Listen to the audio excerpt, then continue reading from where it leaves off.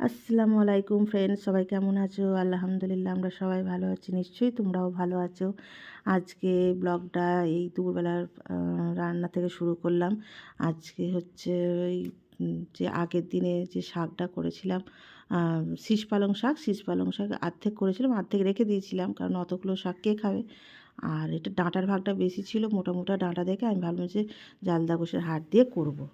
এবার সেই যে জালদা গোশের সাদা টুকরো মতো দিয়ে পেঁয়াজ লাল করে আর এই ডাঁটাগুলো দিয়ে কষিয়ে নিচ্ছি। কষিয়ে নিয়ে একে একে মশলাগুলো দিয়ে দেবো। ভালো করে কষিয়ে নিচ্ছি, আর শাকটাও ধুয়ে নিয়েছি। আর মশলাগুলো কষিয়ে নেবো। নুন, হলুদ, লঙ্কা গুঁড়ো, জিরে মরিচ, ধনে গুঁড়ো সমস্ত দিয়ে আর একটু আদা রসুন পেস্ট দিয়ে ভালো করে নেড়ে চেড়ে তারপরে এই শাকগুলো, ধোয়া শাকগুলো দিয়ে দিলাম। শাকগুলো দিয়ে একটুখানি কষতে হবে, ভালো করে কষে কষে তারপরে একটুখানি সামান্য পানি দিয়ে আমি প্রেসারে দিয়ে দেবো, কারণ ডাঁটাগুলো অনেক শক্ত আছে। আর এদিকে কড়াটা খালি করে আমি এই যে সবজি হবে একটা, এই পেঁপে, ডাঁটা, আলুর সবজি, ওটা করব। এটা হচ্ছে পোস্ত বাটা দিয়ে করব আর টমেটো দিয়ে করব। পেঁয়াজ লাল করে কাশ্মীরি লঙ্কার গুঁড়ো দিয়ে কাঁচা লঙ্কা দিয়ে আর ওই যে পোস্ত দিয়ে সমস্ত মশলা দিয়ে আমি এই ভাজা পেঁপে, ডাঁটা, আলু ওইটাকে দিয়ে নেড়ে চেড়ে কষিয়ে নেবো। ভালো করে কষানো হয়ে গেলে এবারে আমি পানি ঢেলে দিয়েছি। পানি ঢেলে কড়াই আছে, কড়াটাকে আমি হাঁড়িতে ঢেলে দেবো। আর কড়াটা খালি করে এবারে এই যে ভোলা মাছ ছিল, ভোলা মাছটা আমি ভাজা করতে বসিয়ে দিয়েছিলাম, ভাজা হয়ে গেছে।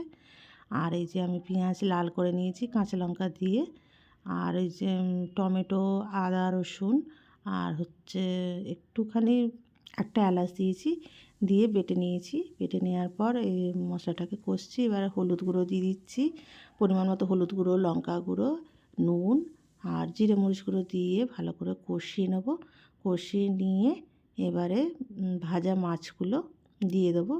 আর দিয়ে ফুটানো হয়ে গেলে এবার ধনে পাতা কুচি দিয়ে নামিয়ে নেব। আমার এটা হয়ে গেছে, আর ঝাল ঝাল হয়ে গেছে। আর এদিকে আমি দেখো তরকারি করেছি, এই যে শাকের তরকারি প্রেশারেই আছে, ওটার করে নিই। আর হচ্ছে এদিকে মাছের ঝাল, ডাল তো আমাকে প্রায়শই করতেই হয় আমার ছেলে মেয়েদের জন্যে। আর এদিকে যে পেঁপে, ডাঁটা, আলু তরকারি। আর আমাদের খাওয়া দাওয়া হয়ে গেছে, দুপুরে খাওয়া দাওয়া হয়ে যেতে এবার আমাদের যে দুটো মেম্বার আছে ছাদের মধ্যে, আর ডিম পেড়েছে দেখো, একটা ডিম পেড়েছে সেই কোণের দিকে, অনেকটা বের করতে অসুবিধা হবে, দেখছি কী করে বার করা যায়। যে ডিমটা ধুয়ে নিয়েছি বের করে। আজ তাহলে এই পর্যন্ত, আল্লাহ হাফেজ।